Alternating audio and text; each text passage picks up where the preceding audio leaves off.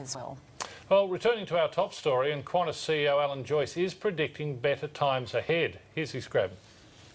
Have given a positive outlook statement of getting this business back into profit and for the first half, subject to factors outside our control. The management, the CEO, the board are fully behind that and very focused on delivering on it, and we are making progress in that direction.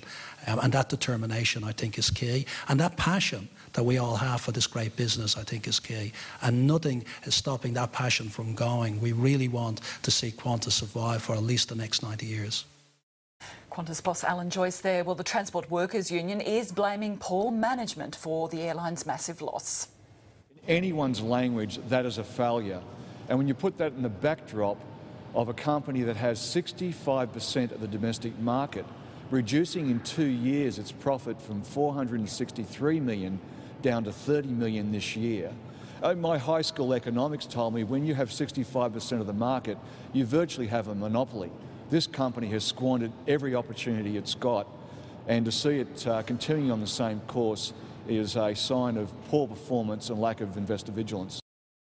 Qantas pilots are urging management to update the international fleet to more modern, fuel-efficient aircraft. In a statement, the Australian and International Pilots Association says neglecting to purchase fuel-efficient Boeing 777s was foolish and has cost the airline dearly. Qantas literally cannot afford to repeat the mistake. The pilots are also pressing the federal government to take a more active role in ensuring the viability of Qantas, saying the Australian government cannot simply turn away and expect Qantas to play by free market rules that are not being observed by the rest of the world. Well, for more on this story, we're joined by Professor Greg Bamber from Monash University, whose research looks at international airline management. He joins us live from the Gold Coast. Professor Bamber, Qantas Chief Executive Alan Joyce says the airline has hit the bottom, the future is all up. Do you believe him? I'd like to believe him, but we have heard this line before. But out of a crisis like this, there's an opportunity to learn and to change, and I think this is an opportunity for Qantas to learn from some of the good practices that we've seen developed by other airlines around the world that have been more successful financially than Qantas in recent times. Well, it's a huge loss by anyone's standards. Where did Qantas go wrong?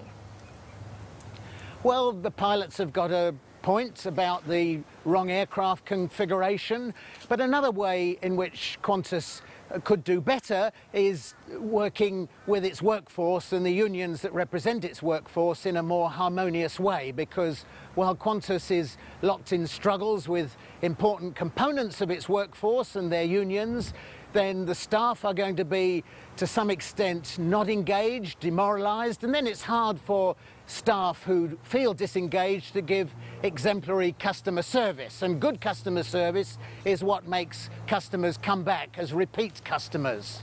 So where is its strong future, as Alan Joyce describes it? Well, Qantas is still a very strong airline, particularly in the domestic market in Australia, where Qantas has something like 80% of the corporate and government business, and most of the premium traffic goes with Qantas, and it's very profitable domestically, as it is also with Jetstar. But it's in the international market that Qantas has been struggling, as well as in the international markets for Jetstar, which have not been great successes so far.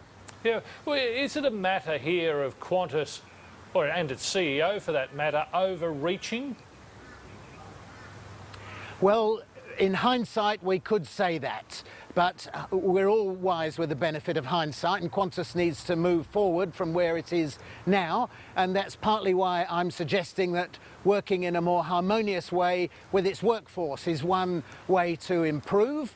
And that way it will help customers to remain loyal to Qantas, because Qantas has been losing customers, particularly in the international market, to all the many international competitors that they can choose from. Yeah, but just making your workforce happier is not going to make up that $646 million underlying tax loss, is it?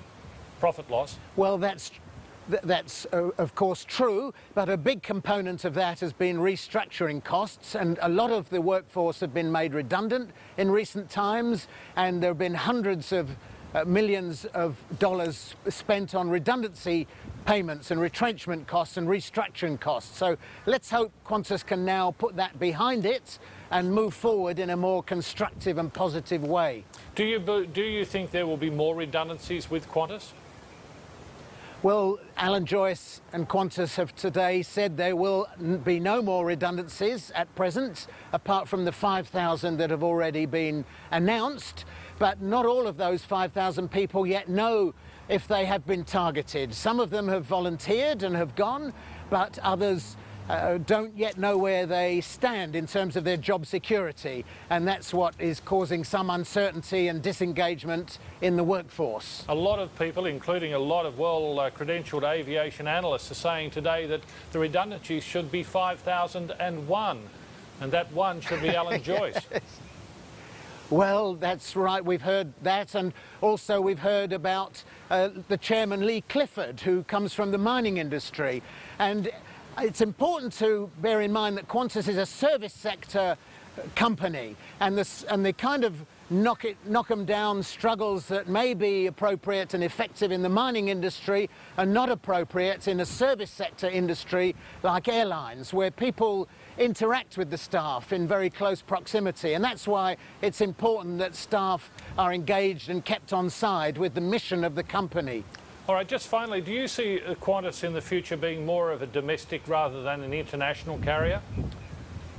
Well, the international division is going to be separated and become more autonomous, and Qantas have said its longer-term strategy is to attract more international investors into its international division, although there doesn't seem to be a big queue of those people at the moment, particularly as Qantas has been saying that the international division is struggling. So it will be a medium to longer term strategy that we'll see playing out in the international arena. Professor Greg Bamber from Monash University, thanks for joining us this afternoon. My pleasure, thank you. And now finance reporter Alicia Barry is here. And Alicia, what do investors think about this Qantas result?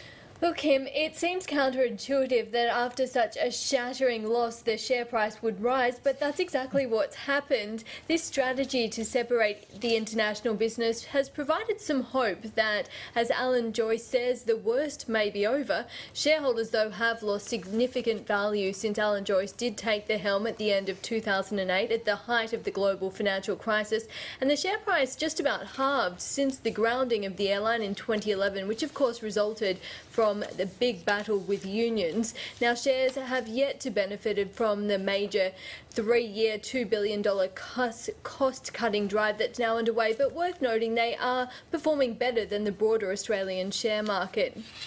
Equity strategist Evan Lucas says investors are focusing on the underlying loss of $646 million, which wasn't quite as bad as expected. Depreciation was going to be a big headline figure. It's not as bad as expected. Staffing costs and staffing restructure also wasn't as bad. But I think what you need to look at is what's going on that international spin-off. That's a very, very interesting development. It shows two things. It's going to ring-fence out its worst performing division. It made a $497 million loss on its international business from $242 million loss last year. And it therefore means that international foreign investment can come in, but it won't dilute its very profitable domestic business and keeps that at arm's length. So I think that's part of why the market is actually quite appreciative of this change. It certainly shows a step forward. The share price now, Qantas shares have jumped around 7% on the back of that result, trading sharply higher at $1.38. Virgin Australia has jumped on board. It's up about 1% ahead of its results released tomorrow. Other results from Australian iconic companies have failed to impress investors. Nine Entertainment and Billabong both down around 4% each. Telstra is continuing to rise. The broader Australian share market is weaker after a lacklustre night on Wall Street. The All Ords down 24 points or almost 0.5%, the ASX 200 index matching that loss. And turning across the region briefly, Japan's Nikkei off around 0.5% and Hong Kong is trading fairly flat. And that is the latest from the markets for now, but I'll have more on Qantas next hour. All right, thanks.